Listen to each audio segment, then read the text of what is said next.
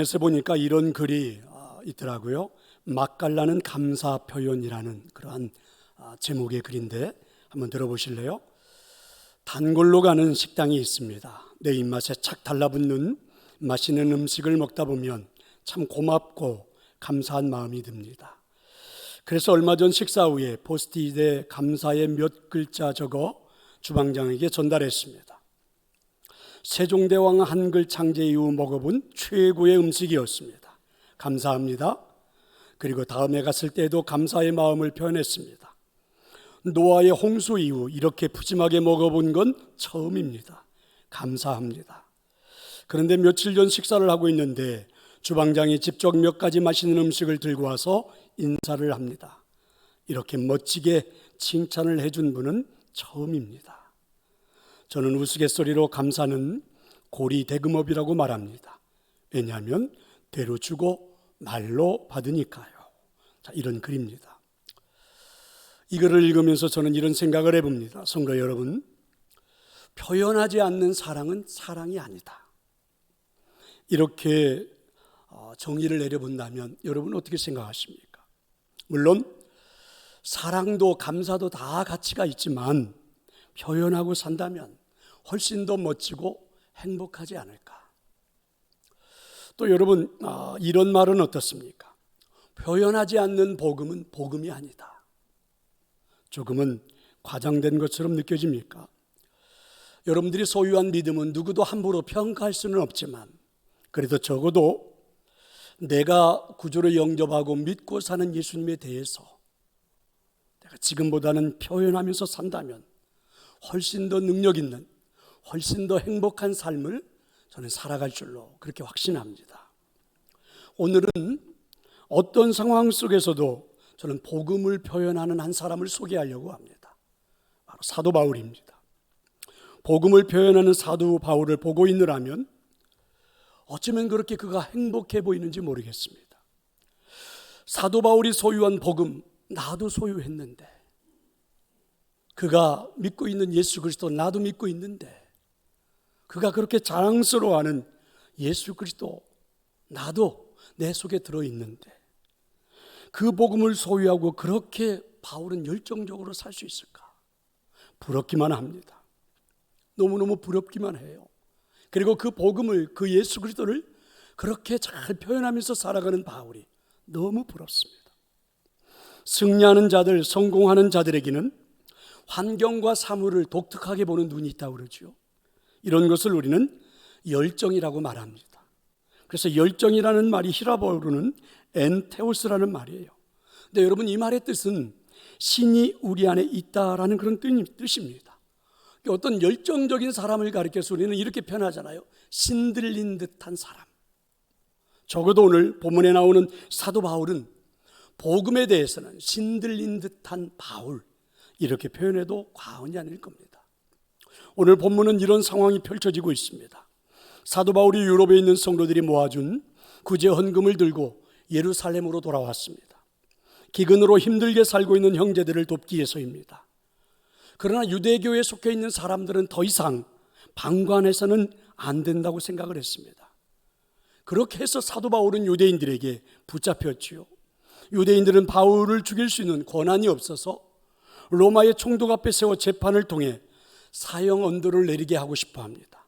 그래서 오늘 우리가 읽은 본문은 로마에서 파송한 벨릭스 총독이 진행하고 있는 재판이 열리고 있는 장소입니다. 거기에는 대제사장 아나니아가 참석을 했고, 그리고 많은 유대인의 원로들이 함께 재판에 참여했습니다. 특별히 대제사장 아나니아가, 그리고 유대인들이 내세운 변호사가 있는데 더둘로라고 하는 사람이죠. 이가 지금 사도 바울을 기소하기 시작합니다. 그게 오늘 우리가 읽은 본문입니다.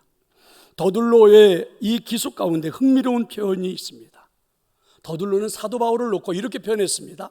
전염병 같은 자. 그러니까 전염병 같은 자, 이렇게 표현했습니다. 그게 이제 5절의 말씀이죠. 우리가 보니 이 사람은 전염병 같은 자라. 천하에 흩어진 유대인을 다 소유하게 하는 자요, 나사렛 이단의 우두머리라. 그래서 바울에 대한 표현이 이 사람은 꼭 전염병과 같은 사람, 이렇게 표현하고 있는 거죠. 그런데 여러분, 오늘 우리 본문에는 전염병이라는 말로 번역을 했지만 예전에 우리가 가지고 있었던 지금의 번역본이 아닌 다른 성경의 번역본에서는 이렇게 표현을 했습니다. 연병에 걸린 자. 바울을 그렇게 표현했어요. 아주 어감이 좋은 단어는 아니지만 사도 바울의 아이덴티티, 정체성을 보여주는 표현이라고 저는 생각합니다. 여러분, 전염병의 특징이 무엇입니까? 나 자신의 의사와는 관계없이 병이 퍼져나가기 때문에 무서운 거죠. 또 한 가지는 상대방의 의사와 관계없이 불가항력적으로 퍼져나가는 것이 전염병입니다. 또 한 가지는 전염병에 걸리는 순간 그것을 퍼뜨리는 사람과 똑같은 병에 걸리게 된다는 사실입니다. 우리는 최근 코로나 전염병이 전 세계를 꽁꽁 얼어붙게 했던 것을 생각하면 아마 쉽게 이해가 되리라고 생각합니다. 그러니까 재판하는 자리에서 더들로가 사도 바울을 기소한 내용이 바로 전염병 같은 자. 무슨 말입니까?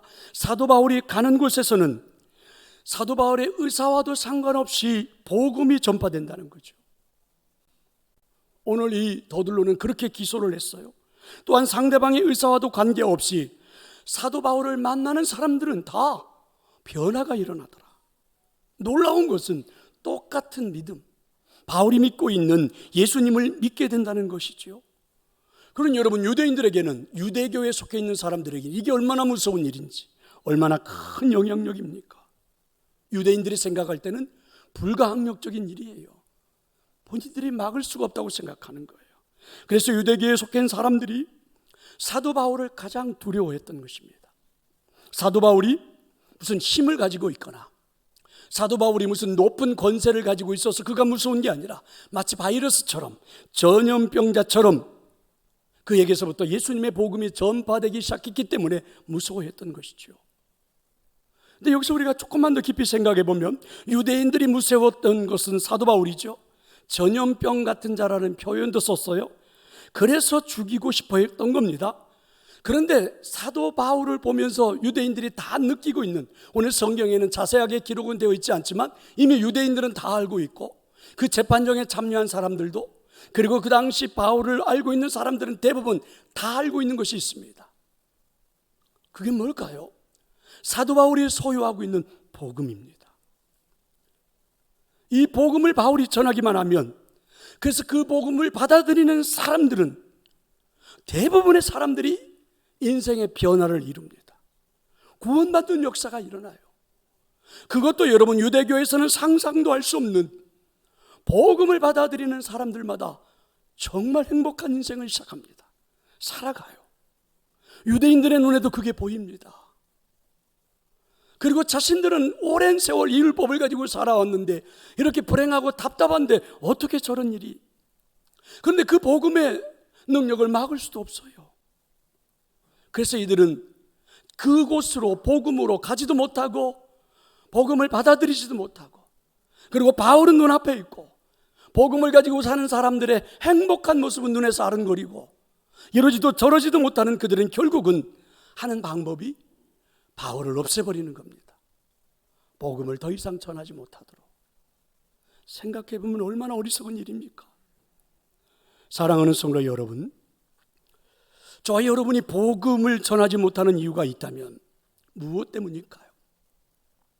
그 복음에 대한 확신과 열정이 없기 때문이 아닐까?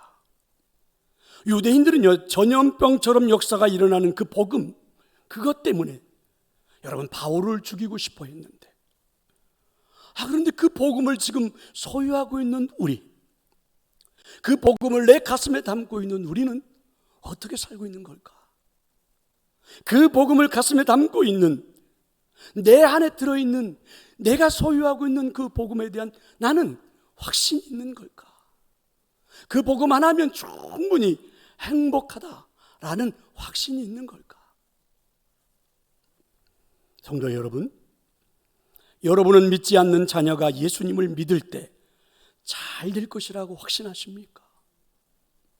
여러분은 남편이 예수님을 믿을 때 나와 행복한 삶을 살게 될 것이라고 확신하십니까?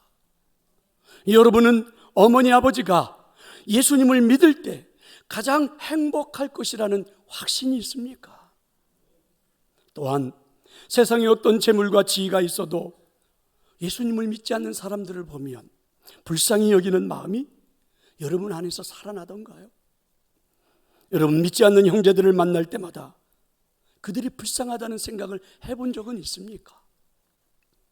오랜만에 만난 친구가 예수님을 믿지 않는 것을 볼 때 여러분 마음속에 안타까워하는 마음은 들던가요? 중요한 것은요, 이 복음을 소유하고 있는 우리 안에 적어도 이런 열정이 일상의 삶에서 살아나야 되지 않을까? 적어도 복음을 우리 가슴 속에 담고 있는, 그리고 그 믿음으로 살고 있는 우리들의 삶이라면 그게 여러분 일상의 삶에서 뜨거움으로 열정으로 나타나야 되는 것이 맞는 게 아닐까라는 것입니다.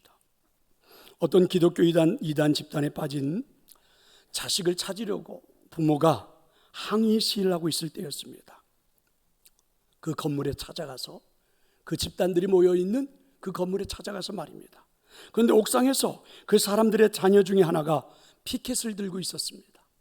그 피켓에는 이런 글이 써 있었습니다. 엄마 아빠는 믿는 대로 살지 않죠. 저는 믿는 대로 살아요. 적어도 이단에 빠진 그 자녀의, 그리고 삶 속에서 비친 부모의 모습은 신앙생활이 거짓이었다는 거죠. 여러분, 뭔가 우리 마음을 아프게 하지 않습니까? 복음을 전한다는 것은 나의 모습을 본 가장 가까운 사람이 나를 따라가도록, 나를 따라서 살아가도록 그렇게 만드는 게 아닐까요? 그래서 오늘 이런 인사를 나눠보면 어떨까요? 좀 억양이 조금 그렇긴 한데, 연병할 자로 살아갑시다. 좀 이상합니까? 여러분 옆에 있는 분 보고 한번 얘기해 볼래요? 연병할 자로 살아갑시다. 뭔가 조금 어감이 그렇긴 하지요.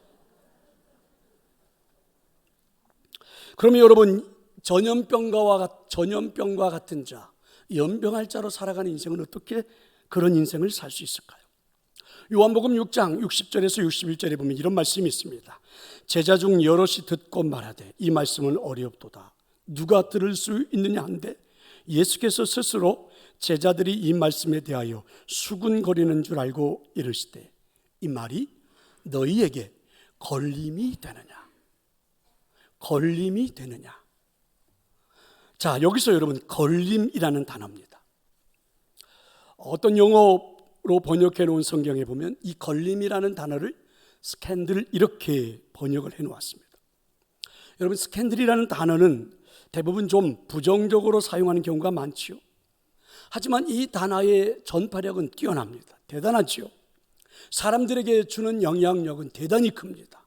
여러분, 정치인들이 어떤 돈의 스캔들에 휘말린다든지 여자 문제의 스캔들에 휘말리면 대부분 정치 인생이 끝나버리잖아요.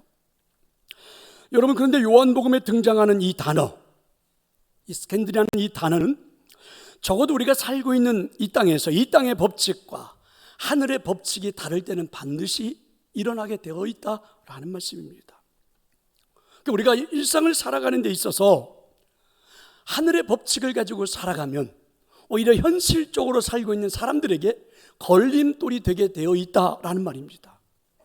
두 가지 다른 세상이 만날 때 필연적으로 일어나는 게 반드시 걸려서 넘어지게 되어 있다라는 말이죠. 세상 사람들이 크리스찬인 나를 볼 때에, 은혜를 가지고 믿음을 가지고 살아갈 때 틀림없이 나를 보면 세상 사람들은 넘어지게 되어 있다는 겁니다. 왜냐하면 세상의 법칙과 우리가 살아가는 법칙은 다르기 때문입니다. 세상 사람들은 모두가 다 이런 걸 관행이라고 그러고 모든 사람이 그렇게 살아간다고 말해요. 그런데도 우리에게는 하늘나라의 법칙이 있어서 끝까지 그 법칙대로 살아가면, 양보할 수 없다라고 그렇게 살아가면 우리의 삶을 보고 세상 사람들은 걸림돌이 되게 되어 있다는 겁니다. 예를 들면, 여러분, 우리는 주일은 어떤 일이 있어도 하늘나라의 법칙대로 예배하는 일을 가장 우선순위에 둡니다. 이보다 더 중요한 일이 있을 수 없다고 우리는 판단을 합니다. 절대 양보하지 않습니다. 그래서 어떤 일이 있어도 설령 내가 하고 있는 사업장에서, 가게에서 조금은 손해보는 일이 있어도 주일에 예배하는 일에 앞장서서 일하죠. 그러면 여러분, 이걸 모른 채 살아가는 세상 사람들은 반드시 걸림돌이 되게 되어 있습니다. 아니, 나는 주일날도 쉬지 않고 죽으라고 일하는데 어떻게 너는 주일날 꼬박꼬박 그렇게 쉬면서도 나보다 돈을 더 많이 버니? 이렇게 걸림돌이 될 수밖에 없다는 거죠. 그런 일들이 여러분 한두 가지가 아니겠지요. 그렇다면 여러분, 이 걸림돌이라는 말은 생각해보면 참 멋지게 들리지 않습니까? 세상 사람들이 나를 볼 때마다 영향을 걸리는 것 받게 되어 있다니, 내가 다른 사람의 어떤 영향을 줄 수 있다니, 여러분 멋있지 않습니까? 그게 우리들의 인생이라는 거죠. 세상 사람들은요, 세상에 있는 사람들을 의식하면서 살아갑니다. 그래서 세상 사람에게만 잘 보이면 된다고 생각해서, 그래서 죄를 지어도 사람들의 눈에 들키지 않으면 된다라고 생각을 하죠. 하지만 하늘나라의 법칙을 가지고 살아가는 저와 여러분은 하나님을 의식합니다. 그죠? 하나님이 보시고 있기 때문에 그렇습니다. 미켈란젤로가 시스타나 성당의 천장 벽화를 그릴 때 일이죠. 벽화의 크기가, 그 천장 벽화의 크기가 얼마나 큰지 183제곱미터가 되는 대작이었다고 그래요. 하루는 이제 그가 그 사다리에 올라가서 천장에 그림을 그리는데, 거의 대부분 그리고 저 구석진 곳에, 사람들이 잘 눈에 띄지도 않는 구석진 곳에 마지막 그림을 그리는데, 어쩌면 그렇게 꼼꼼하게 인물 하나하나를 그려놨는지 그 모습을 친구가 보고 있다가 이렇게 물었습니다. 이보게, 그렇게 구석진 곳에, 그리고 잘 보이지도 않는 그곳에 뭐 그렇게 그림을 그리냐고 애를 쓰는가? 거기 좀 대충 그려도 사람들이 모를 거야. 잘 모를 거라니까. 대충 그려도 괜찮아. 누가 알겠는가? 이때 여러분, 미켈란젤로가 이렇게 대답을 했습니다. 내가 알지. 내가 알지. 이게 여러분 은혜로운 믿음으로 살아가는 사람들의 모습이죠. 세상 사람들이 뭐라고 말을 해도 우리는 크리스찬이기 때문에 절대 감출 수 없고 절대로 무시할 수 없는 것, 세상 사람들이 관행이라 그러고 다 그렇게 인생을 살아가도 하나님이 우리를 보시고 계시기 때문에 절대로 할 수 없는 것이 있는 우리들의 삶, 나의 삶, 여러분 정말 멋지지 않습니까? 정말 멋지지 않아요? 이런 우리가 가지고 있는 이 복음의 삶은 반드시 누군가에게는 전염성을 일으키게 되어 있다는 거죠. 걸림돌이 되게 있다는 거죠. 영향을 줄 수밖에 없다는 것이 오늘 하나님의 음성입니다. 빌 하이벨스 목사님은 Becoming Contiguous Christian이라는 그 책에서 이렇게 주장을 해요. 전도의 가장 강력한 방법이 있다면 우리가 만나는 사람들을 전염시키는 것입니다. 사랑으로, 하나님의 능력으로, 하나님의 마음으로, 하나님의 눈물로 말입니다. 그게 여러분 우리가 사는 삶의 모습이기도 하죠. 성도 여러분, 이렇게 유대인들이 사도 바울을 죽이고자 했습니다. 그는 전염병 같은 자이기 때문이죠. 너무 많은 사람들에게 영향력을 끼치기 때문에 그렇습니다. 이러다가는 유대 사회가 무너질지도 모릅니다. 전통적으로 지켜왔던 자신들의 모든 것들이 다 달아날지도 모릅니다. 바울이 전하고 있는 이 복음이 유대 사회 전체를 바이러스처럼 전염시킬 것 같아서 무서웠습니다. 그래서 이제 바울을 죽이고 싶었는데, 그런데 바울이 소유한 이 복음의 역사 못지않게 또 하나 무서운 것은요, 이런 전염병을 소유한 사도 바울의 삶의 태도였습니다. 여러분, 우리가 사도행전을 읽어보면, 그리고 사도 바울이 써놓은 신약성경의 많은 서신들을 읽어보면 우리가 느낄 수 있는 게 있습니다. 진정으로 예수님을 믿지 않는 사람들에게 우리는 어떻게 복음을 전하는 것이 가장 영향력을 끼칠 수 있을까? 사도 바울이 우리에게 보여주고 있는 게 있는데, 그게 뭡니까? 삶의 태도예요. 복음을 장착한 우리가 살아가는 삶의 태도는 강력하게 역사가 일어날 수 있다는 거죠. 예를 들면, 그는 모든 일에 자유하였으나 자신이 소유한 그 자유로 종노릇하기로 결단하는 삶의 태도입니다. 왜냐하면 복음을 전하기 위해서입니다. 사도 바울은 로마의 시민권을 가지고 있었고 바리새인 중에 바리새인이었지만 자신의 특권을 다 쓰지 않기로 작정합니다. 왜냐하면 복음을 가지고 사람들에게 다가가기 위해서. 사도 바울은 유대인으로서 할례를 받았고 율법을 잘 알고 있는 사람이지만 이방인들에게는 자신이 살아가는 삶의 방식을 전혀 고집하지 않습니다. 왜냐하면 이방인들이 하나님께 나아오기를 원했기 때문에 그렇습니다. 삶의 태도지요. 근데 지금 유대인들이 더욱더 놀라운 것은 바울이 억울하게 감옥에 갇혀서 재판 중에 있는데도 전혀 태도가 달라지지 않고 있는 바울의 모습입니다. 이런 바울의 삶의 태도에 여러분, 이방인들뿐만이 아닙니다. 이제는 유대 사회조차도 흔들리기 시작했습니다. 그동안 유대 사회에서는 보지 못했던 삶의 태도입니다.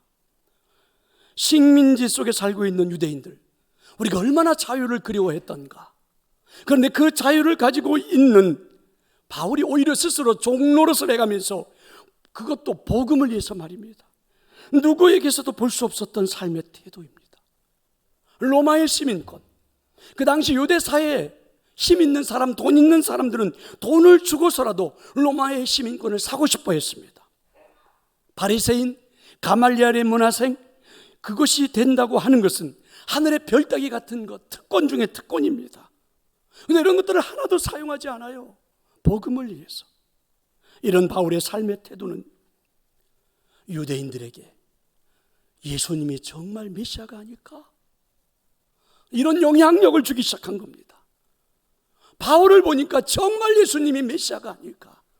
저가 전하고 있는 그 복음, 그가 말하고 있는 예수 그리스도가, 우리 손에 죽어버린 그 예수가 정말 메시아가 아닐까? 이렇게 사람들이 흔들리기 시작한 거죠. 이런 것이 여러분 진정한 영향력이 아닐까요? 성도 여러분, 오늘 저와 여러분에게 필요한 것은 이런 삶의 태도가 아닐까요? 저와 여러분에게 적어도 여러분 복음을 들고 세상에 어떻게 서야 하는지를 말해주는 것이 오늘 말씀이 아닐까요? 우리가 타고난 얼굴을 바꿀 수는 없습니다. 하지만 나의 표정의 얼굴은 충분히 바꿀 수 있지 않을까? 저는 그 사람들로부터 가장 듣기 좋은 말 중에 하나가 이런 겁니다. 목사님, 인상이 참 좋아요. 이런 말을 들으면 굉장히 행복하고 기쁩니다. 그렇게 나쁘지는 않죠, 그죠? 그런데 괜찮아 보입니다. 자주 듣는 말이기도 하죠. 여러분, 저는 친절하고 온유하고 겸손하면서 좀 예의 바르게 살고 싶어 하는 것이 제 마음속에는 있습니다.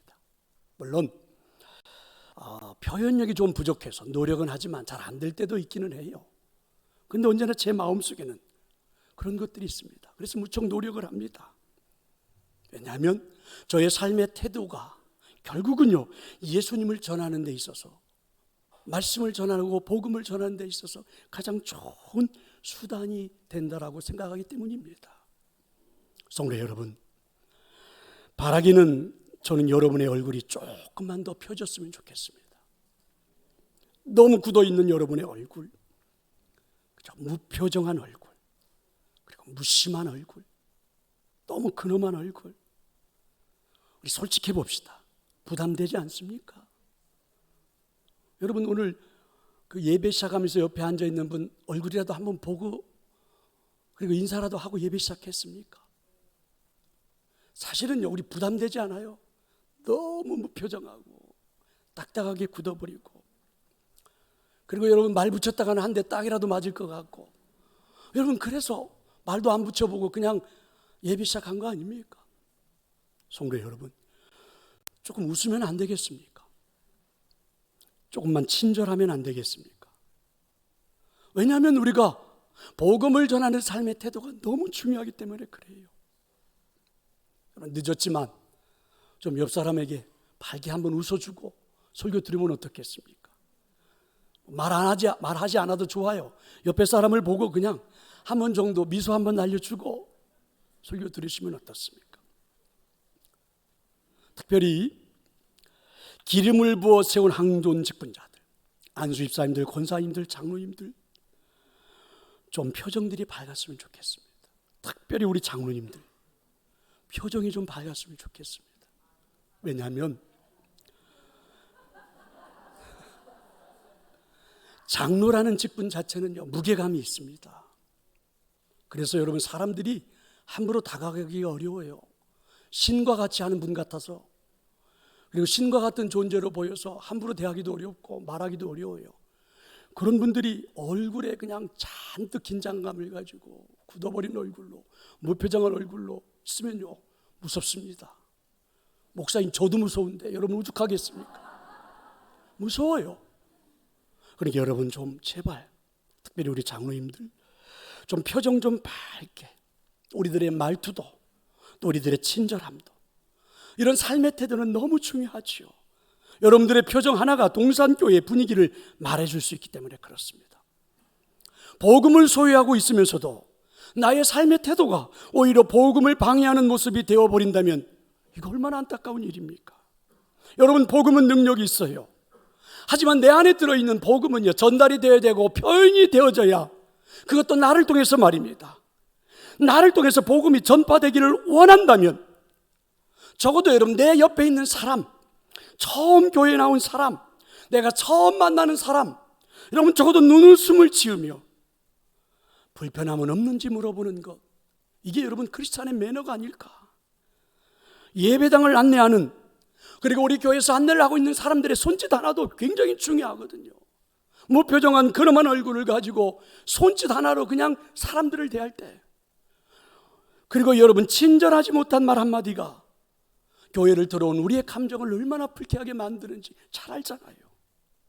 여러분, 그렇다고 제가 여러분 모두에게, 모든 사람에게 좋은 사람이 되라 이렇게 말하는 건 아닙니다. 왜냐하면 우리는 그럴 만한 능력이 별로 없어요. 그럴 수도 없습니다. 하지만 적어도 복음을 가진 자로서 노력은 해야지요. 그렇게 해보려고, 삶의 태도를 바꿔보려고 움직여보기는 해야 되잖아요. 하나님은 우리의 완전함을 받으시는 것이 아니라 완전함에 이르러 가는 과정을 받으시기 때문입니다. 하나님을 알지 못하는 사람들이 여러분에게 감동하는 것은 여러분의 인격의 완벽함 때문이 아닙니다. 변해가고 있는 우리의 모습 때문이죠. 믿으시기를 축원합니다. 여러분, 짜증스러운 일이 있을 때 짜증을 내는 건 정말 쉬운 일이에요. 하지만 짜증스러운 일 앞에서 여러분이 한 번만 생각해보고 여러분의 얼굴을 환한 미소로 지을 수 있다는 것은 삶의 태도요. 적어도 우리가 그렇게 살아가야 되는 것 아닙니까? 성도 여러분, 내가 소유하고 있는 복음의 능력은 걱정하지 않으셔도 됩니다. 여러분 안에 들어있는 복음의 능력은 이미 2000년 기독교 역사 속에서 검증이 되었습니다. 전염병과도 같은 능력이 있습니다. 퍼져나가게 되어 있습니다. 누구든지 복음을 들으면 구원받게 되어 있습니다. 문제는 그 복음을 소유한 나의 삶의 태도이지요. 성도 여러분, 웃음이 사라져버린 이 시대에 여러분이 밝게 살았으면 좋겠습니다. 행복을 모르고 있는 사람들 속에서, 그 일상에서 복음을 소유한 여러분들이 재밌게 행복하게 살았으면 좋겠습니다. 타인에게는 전혀 관심이 없는 이 세상 한복판 속에서 복음을 소유한 우리가 조금만 더 친절하게 이웃을 대해 주었으면 좋겠습니다. 복음을 소유한 우리가 관용하는 마음으로 타인을 품었으면 좋겠습니다. 옆 사람을 보고 밝게 웃어 주었으면 좋겠습니다. 사랑합니다. 만나서 반가웠습니다. 보고 싶었습니다. 이런 말 한마디만 전해줄 수 있었으면 좋겠습니다. 적어도 여러분, 타인을 향하여 먼저 손 내밀어 악수를 한번 청해 보시고 사랑의 표현을 한마디만 해보아도 좋겠습니다. 왜냐하면 우리는 복음을 소유한 자들이 아닙니까? 이런 우리의 삶의 태도는 너무나도 놀라운 영향력을 줄 수 있기 때문에 그렇습니다. 우리의 삶이 전염병에 걸린 자처럼 그리스도의 사랑과 복음을 퍼뜨릴 수 있는 자들이 여러분이 되기를 축원합니다. 누군가가 나로 말미암아 복음을 듣고 하나님을 아는 자가 되는 꿈을 꾸었으면 좋겠습니다. 여러분의 삶이 그렇게 하나님 은혜 가운데 변해가는 멋진 인생들이 다 될 수 있기를 축원합니다. 오늘 말씀을 생각하면서 이제 함께 찬양하려고 합니다.